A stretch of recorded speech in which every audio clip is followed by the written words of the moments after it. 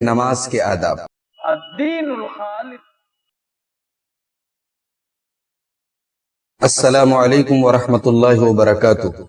الحمد للہ رب العالمین والصلاة والسلام علی سید الانبیاء والمرسلین وعلی آلہ وصحبہ اجمعین ومن تبعہم بإحسان الی یوم الدین، اما بعد۔ محترم ناظرین، سلسلے آداب زندگی میں روزانہ شام 5 بجے کی طرح آج ایک بار پھر آپ کا خیر مقدم ہے۔ محترم ناظرین، آج ہماری گفتگو کا جو موضوع ہے وہ ہے نماز کے آداب۔ یہ بتانے کی ضرورت نہیں ہے کہ نماز ہمارے دین میں کتنی اہم عبادت نہیں ہے، نبی کے درمیان فرق کرنے والی چیز نماز کو قرار دیا ہے۔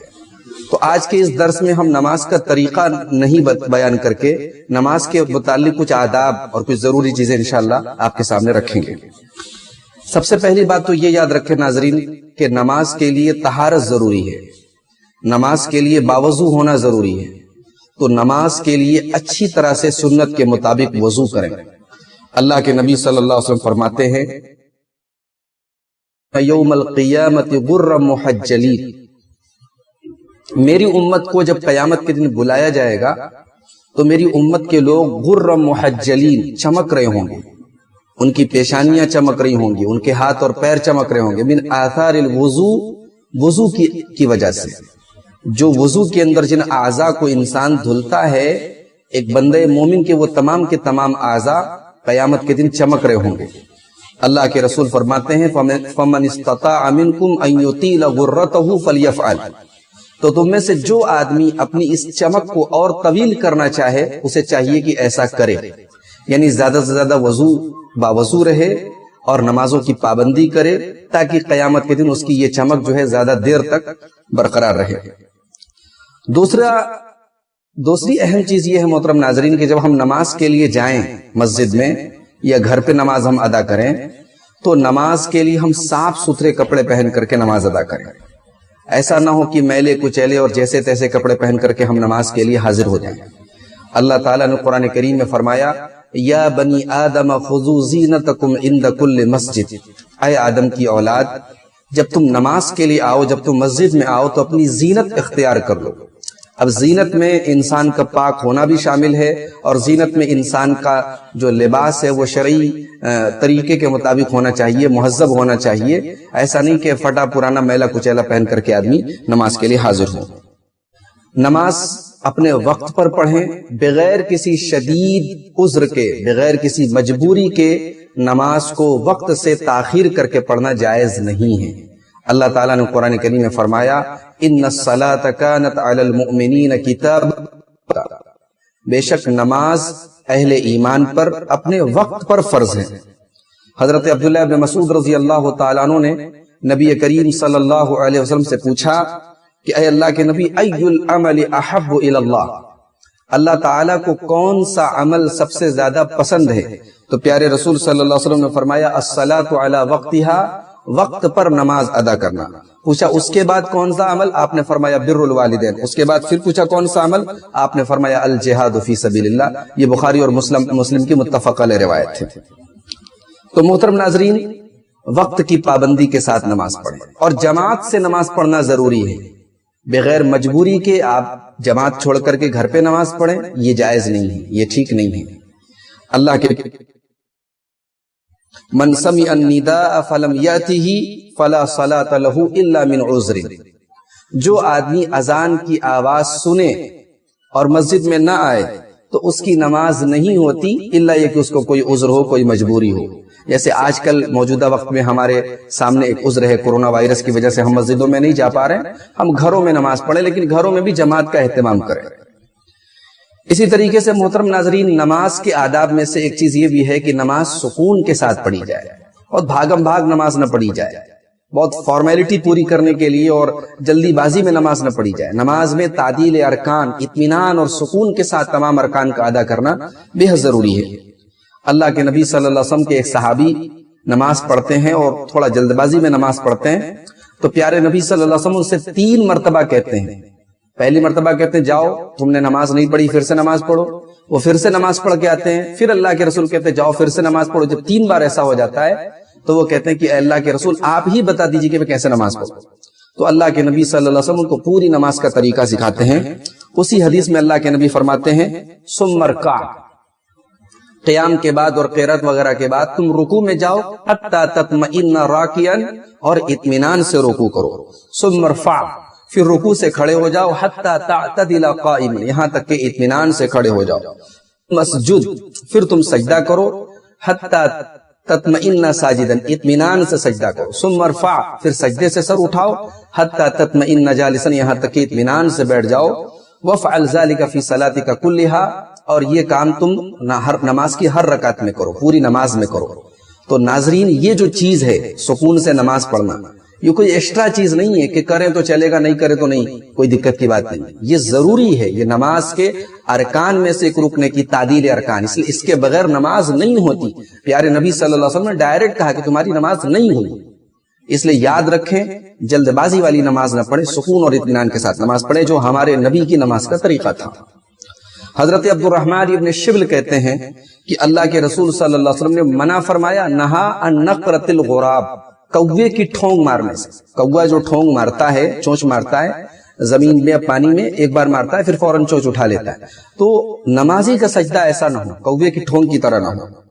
اور آگے آپ نے فرمایا وافتراش السبع، اور جانور کی طرح اپنے ہاتھوں کو نہ بچھایا جائے. کتے وغیرہ جیسے اپنے ہاتھوں کو بچھا لیتے ہیں کہنیوں سمیت، سجدے کی حالت میں کہنیوں سمیت اپنے ہاتھوں کو نہ بچھایا جائے، نہ مرد بچھائیں نہ عورتیں بچھائیں. وَأَن يُوَطِّنَ الرَّجُلُ الْمَكَانَ فِي الْمَسْجِدِ كَمَا يُوَطِّنُ الْبَعِيرُ. اور تیسری چیز جس سے آپ نے منع فرمایا کہ انسان مسجد میں اپنی کوئی جگہ خاص کر لے، جیسے اونٹ اپنے بیٹھنے کی جگہ خاص کر لے. مسجد میں آدمی جب جائے، جہاں وقت ملے، جہاں جگہ ملے نماز پڑھ لے، جگہ اپنے لیے مخصوص نہ کرے. یہ ابو داؤد کی صحیح روایت ہے. مسند احمد کی ایک روایت میں اللہ کے نبی صلی اللہ علیہ وسلم نے فرمایا ان اسوأ الناس سرقۃ الذی یسرق فی صلاتہ، سب سے بڑا چور وہ ہے، سب سے برا چور وہ ہے جو نماز میں چوری کرتا ہے. نماز میں چوری کا کیا مطلب ہے؟ صحابہ نے پوچھا تو اللہ کے نبی نے فرمایا کہ الذی لا یتم رکوعہ ولا سجودہ، جو رکوع اور سجدہ برابر نہیں کرتا.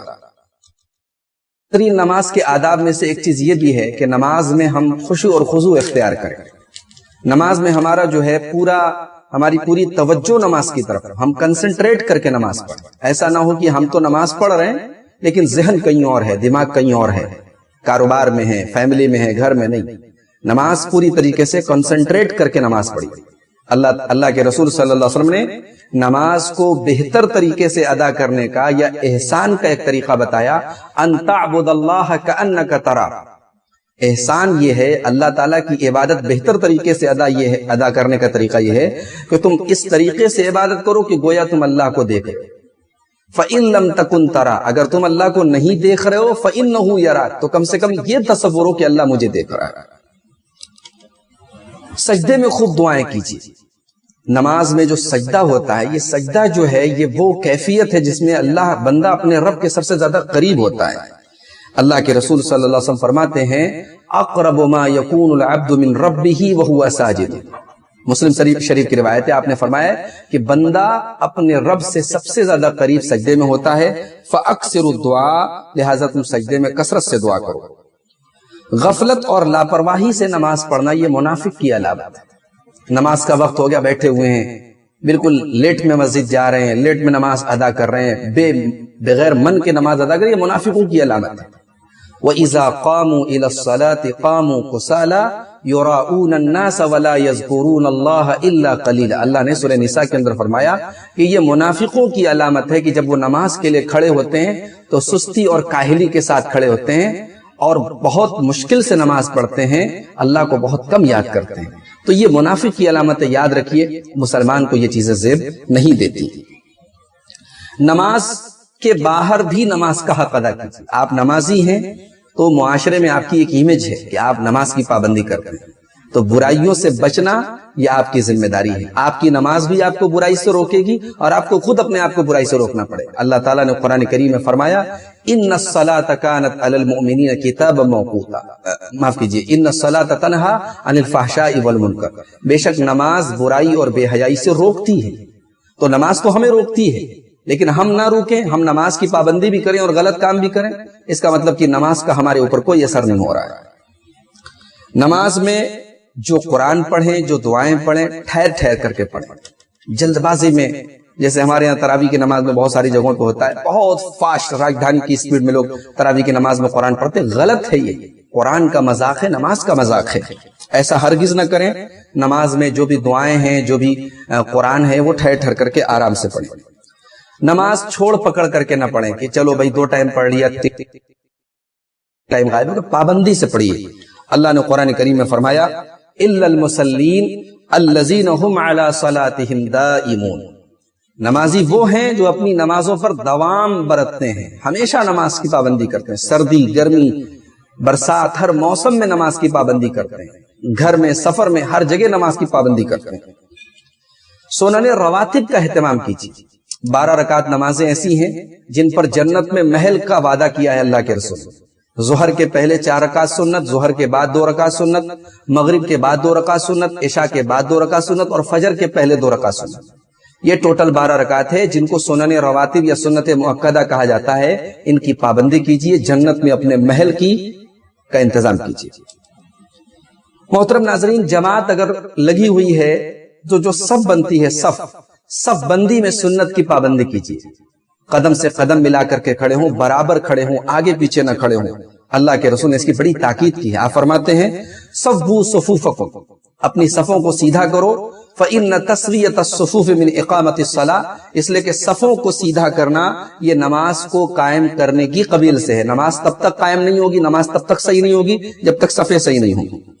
حضرت ابو مسعود رضی اللہ تعالیٰ عنہ کہتے ہیں کہ اللہ کے رسول صلی اللہ علیہ وسلم نماز میں ہمارے کندھے پکڑ کر کے درست کرتے تھے اور کہتے تھے استوو، سیدھے ہو جاؤ، ولا تختلفوا، اور اختلاف مت کرو، آگے پیچھے مت ہو، فتختلف قلوبکم، ورنہ صف میں اختلاف پیدا ہوگا تو دلوں میں بھی اختلاف پیدا ہو جائے، صفوں کے بیچ میں جگہ بھی نہ ہو اور صف میں لوگ آگے پیچھے نہ کھڑے، برابر ایک لیول میں کھڑے ہوں۔ یہ اللہ کے رسول کی سنت ہے۔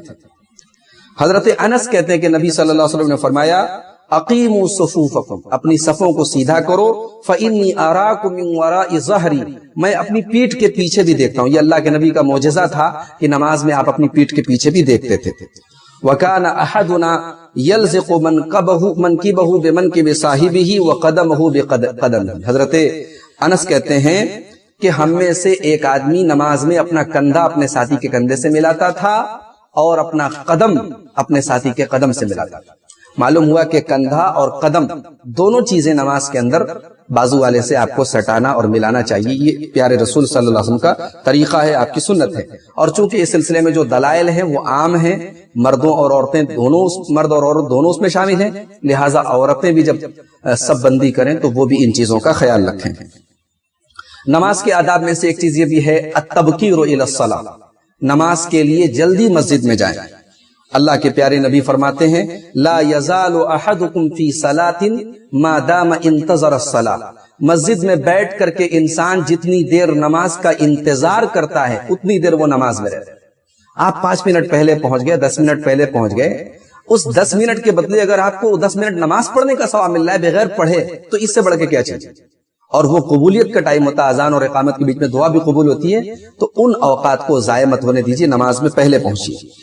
نماز میں سکون اور وقار کے ساتھ آئیے، دوڑتے ہوئے بھاگتے ہوئے نہیں آئیے۔ اللہ کے رسول نے فرمایا اذا سمعتم الاقامہ، جب تم اقامت سنو، فامشوا الی الصلاۃ، تو نماز میں چل کر کے آؤ، وعلیکم بالسکینہ، سکون کے ساتھ آؤ، والوقار، اور وقار کے ساتھ آؤ، ولا تسرعوا، اور جلد بازی کرتے ہوئے مت آؤ، فما ادرکتم فصلوا، جو نماز تم کو ملے پڑھ لو، وما فاتکم فاتموا، اور جو چھوٹ جائے پوری کر لو۔ محترم ناظرین، مسجد میں جب بھی آئیں اگر وقت ہے جماعت میں تو 2 رکعت نماز ضرور پڑھیں، 2 رکعت نماز پڑھے بغیر نہ بیٹھیں۔ پیارے نبی صلی اللہ علیہ وسلم فرماتے ہیں اذا دخل احدکم المسجد فلیرکع رکعتین قبل ان یجلس، جب تم میں سے کوئی مسجد میں آئے تو 2 رکعت نماز بیٹھنے کے پہلے ضرور پڑھے۔ یہ صحیح بخاری اور صحیح مسلم کی متفق علیہ روایت ہے۔ اور آخری چیز یہ عرض کرنی ہے نماز کے آداب میں سے کہ نماز پیارے نبی صلی اللہ علیہ وسلم کے طریقے پر پڑھیں۔ باپ دادا کا طریقہ، بزرگوں کا طریقہ کرتے چلے آئے ہیں، یہ نہیں چلے گا میرے بھائی، اللہ کے یہاں یہ نہیں چلے گا، اللہ کے یہاں نبی کا طریقہ چلے گا۔ پیارے نبی صلی اللہ علیہ وسلم نے فرمایا صلو کما رأیتمونی اصلی، نماز ویسے پڑھو جیسے مجھے پڑھتے ہوئے دیکھتے ہو۔ نماز کا جو مسنون طریقہ ہے آپ کتابیں خرید سکتے ہیں، مارکیٹ سے لے سکتے ہیں، جن میں پیارے رسول صلی اللہ علیہ وسلم کی نماز کا مفصل طریقہ بیان کیا گیا ہے۔ اس میں سے ایک اہم کتاب نماز نبوی ہے، ڈاکٹر شفیق الرحمان حفظہullah کی، بہت مفید کتاب ہے، مفصل کتاب ہے، دلائل کے ساتھ ہے۔ اس کتاب کو آپ اس کا مطالعہ کر سکتے ہیں۔ انٹرنیٹ پر میرا ایک لیکچر ہے نماز کے پورے مکمل طریقے پر، دلائل کی روشنی میں نے نماز کا طریقہ بیان کیا ہے، اس لیکچر سے بھی آپ فائدہ اٹھا سکتے ہیں۔ شیخ ابو زید ضمیر صاحب کا بھی ایک مفصل خطاب ہے نماز کے پورے طریقے پر، اس سے بھی آپ استفادہ کر سکتے ہیں۔ اللہ تعالیٰ سے دعا ہے رب العالمین ہمیں اپنے نبی صلی اللہ علیہ وسلم کی سنت کے مطابق نماز ادا کرنے کی توفیق عطا فرمائے، نماز کا پابند بنائے، نماز میں خشوع اور خضوع پیدا کرنے کی ہم سب کو توفیق عطا فرمائے۔ ہماری نمازوں میں جو کوتاہیاں ہیں اللہ تعالیٰ اپنے فضل و کرم سے ان کو درگزر کر دے، معاف کر دے۔ رحمتوں اور برکتوں والے مہینے میں ہم سب کو 5 وقتہ نمازوں کے ساتھ قیام اللیل یعنی تراویح کی نماز کی بھی پابندی اور اس کا اہتمام کرنے کی توفیق عطا فرمائے، آمین۔ وآخر دعوانا ان الحمد للہ رب العالمین، والسلام علیکم ورحمۃ اللہ وبرکاتہ۔